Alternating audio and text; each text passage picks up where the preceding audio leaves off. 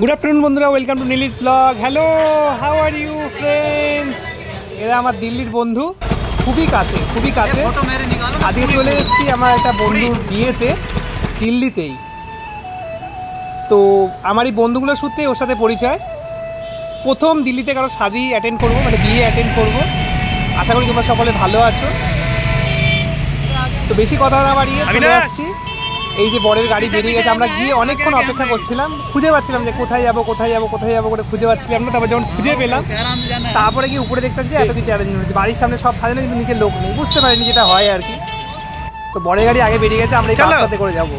আর এই হচ্ছে আমাদের গোরে ভাই, এই হচ্ছে অঙ্কিত, একদম ছোট, সেটা খুবই ভালো ছেলে। গোরে ভাইও খুব ভালো, খুবই কাছের বন্ধু। আর এই আমরা যাচ্ছি বাসে করে বিয়ের উদ্দেশ্যে। তো আমাদের একটা মজার ঘটনা ঘটেছে, এতক্ষণ ওয়েট করে 7টার সময় বাস ছেড়েছে।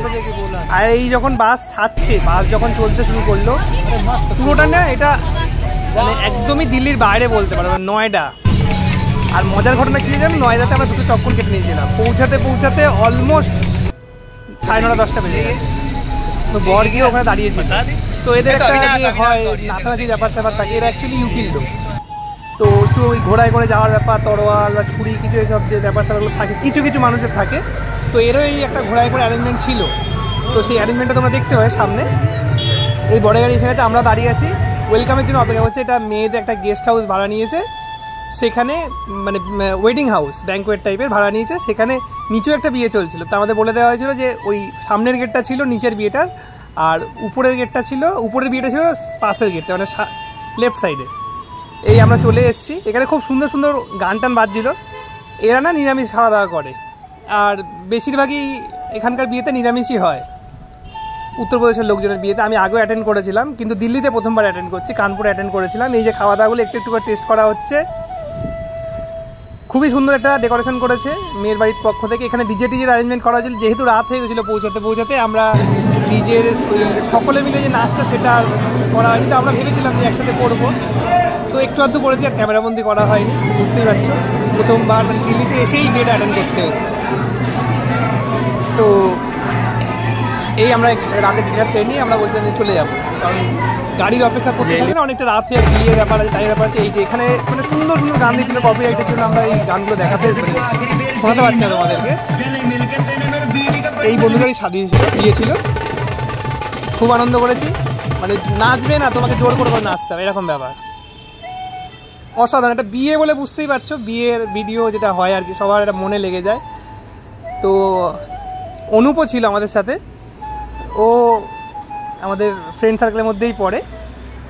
আর এই যে অ্যারেঞ্জমেন্টটা, এটা গাড়িটা ঘুরছিল, আমরা ভাবছিলাম যে কাদের গাড়ি, কোথায় ঘুরছে, কী হচ্ছে না হচ্ছে। তারপরে দেখলাম যে না, এটা এদেরই গাড়ি, বিয়ের অ্যারেঞ্জমেন্টের জন্য করা হয়েছে। তো আমরা বেশি আর সময় নষ্ট করিনি, আমরা একটা ক্যাব বুক করে নিয়েছিলাম, যে অনলাইন ক্যাব সার্ভিসগুলো আছে তাদের মধ্যে ক্যাব বুক করে নিয়েছিলাম। বুক করেই আমরা বাড়ি ফেরার পথে, তো গাড়িতেও একটা প্রবলেম হচ্ছিলো, যেখানে ইঞ্জিনের সমস্যা হচ্ছিলো। আমরা ওকে বললাম যে ঠিক আছে, একটু দাঁড়িয়ে চলছিলো, বারবার বেরিয়ে জল দিচ্ছিলো, চলছিল। ফার্স্টে কিছু বলেনি যে কী সমস্যা হচ্ছে, পরে যখন জিজ্ঞাসা করলাম, খুবই ভদ্র ড্রাইভার ছিল।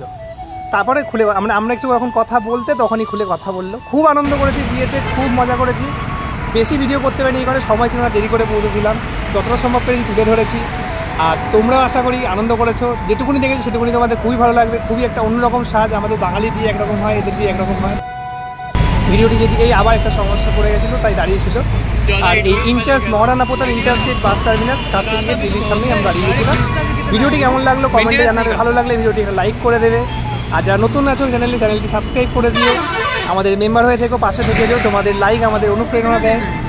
ভালো থেকো, সুস্থ থেকো। এই ফ্রেমটার পাবো কি না জানি না, খুবই খুশি হওয়া পেলে। Stay tune Neeli's blog.